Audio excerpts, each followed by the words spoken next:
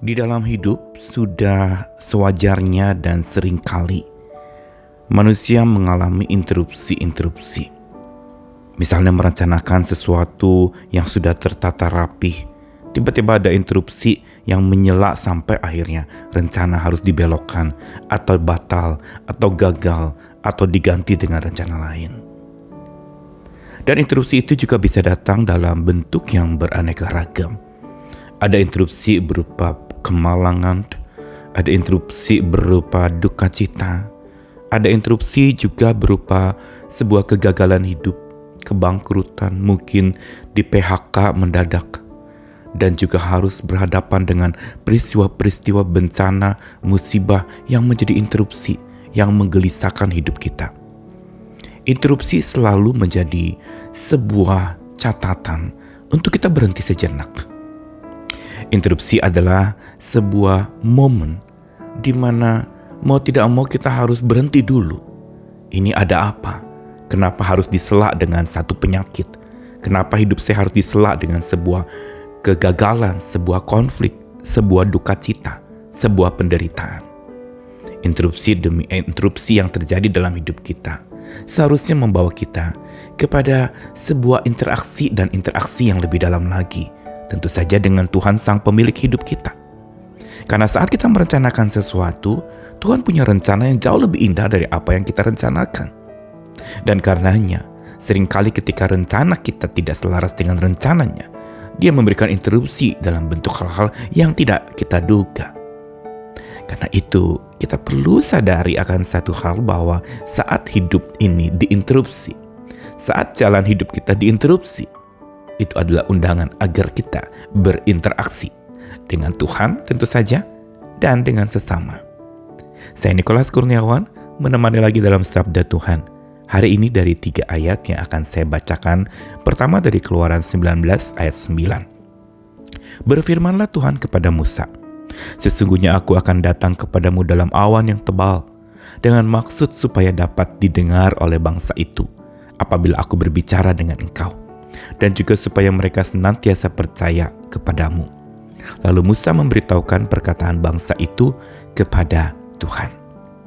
Lalu yang kedua dari Ulangan 8 ayat 2. Ingatlah kepada seluruh perjalanan yang kau lakukan atas kehendak Tuhan Allahmu di padang gurun selama 40 tahun ini, dengan maksud merendahkan hatimu dan mencobai engkau untuk mengetahui apa yang ada dalam hatimu, yakni apakah engkau berpegang pada perintahnya atau tidak.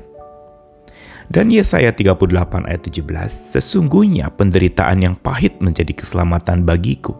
Engkaulah yang mencegah jiwaku dari lubang kebinasaan, sebab engkau telah melemparkan segala dosaku jauh dari hadapanmu. Ketika ayat ini berbicara tentang maksud Tuhan dan interupsi yang seringkali Tuhan adakan di dalam menyatakan maksudnya kepada manusia. Sebagaimana dicatat dalam Keluaran 19 ayat 9 tadi, ketika Tuhan bicara kepada Musa, Tuhan menjelaskan tentang awan tebal yang menyelubungi mereka. Mungkin bagi sebagian orang akan mengatakan itu mendung. Mungkin sebagian orang lagi akan mengatakan awan tebal itu sebuah petaka atau sebuah ancaman, sebuah musibah. Tetapi justru Tuhan berbicara lewat hal itu, lewat awan tebal itu. Dia punya maksud supaya dia bisa didengar oleh bangsa itu. Dia bisa makin suaranya tajam masuk ke dalam telinga dan hati setiap umat pilihannya. Dia mau berbicara, karenanya dia sediakan awan tebal itu, menudungi dan melindungi agar berbicaranya Tuhan kepada manusia dan berbicaranya manusia kepada Tuhan dalam interaksi yang hidup itu terjadi dengan baik. Dan inilah yang Musa sampaikan kepada umat pilihannya. Lalu kemudian dalam Ulangan 8 ayat 2 kembali Tuhan menyatakan maksudnya dengan perjalanan yang panjang yang Tuhan kehendaki atas umat pilihan Tuhan selama 40 tahun di padang gurun yang bercuaca ekstrim, siang sangat panas dan malam sangat dingin, menyengat luar biasa.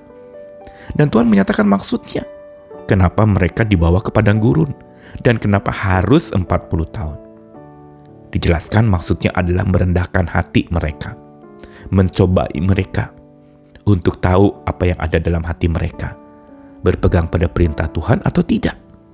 Jelas kembali undangan untuk berinteraksi dengan Tuhan itu terbangun lewat peristiwa masa interupsi 40 tahun buat satu bangsa pilihan Tuhan dibuang di padang gurun, perjalanan yang panjang yang tidak mudah setelah mereka mengalami masa jaya di Mesir walaupun sebagai budak, tapi mereka makan banyak, tetapi di padang gurun mereka bahkan kekurangan makanan.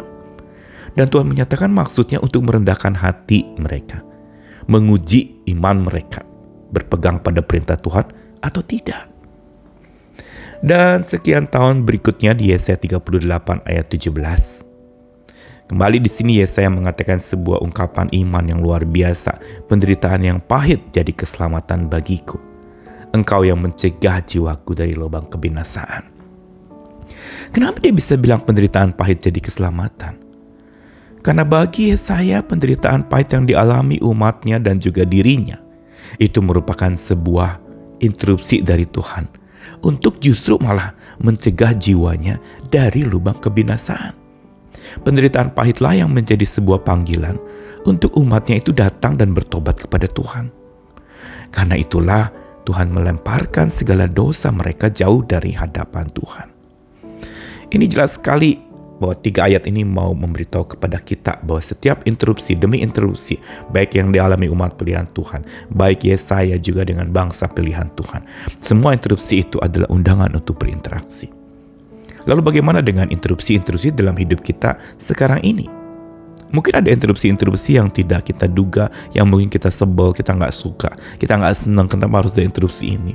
Kenapa saya harus kena tipu? Kenapa saya harus mengalami petaka ini? Kenapa saya kena musibah ini? Kenapa diinterupsi dengan sakit penyakit? Diinterupsi dengan duka cita? Diinterupsi dengan sebuah kegagalan? Diinterupsi dengan kejatuhan atau kebangkrutan? Atau kehilangan pekerjaan? Tapi iman kita harusnya menjadikan semua interupsi di dalam hidup kita sebagai kesempatan untuk menyerap, mengabsorpsi.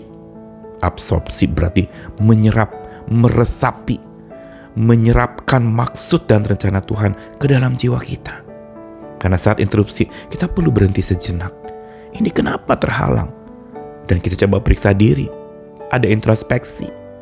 Dan disitulah kita makin menyelami, bahkan meresapkan maksud dan rencana Tuhan. Ada apa di balik interupsi ini? Dan semua baru bisa terjadi lewat interaksi yang makin karib dengan Tuhan. Karena hari ini saya tidak tahu apa yang menjadi interupsi dalam hidupmu.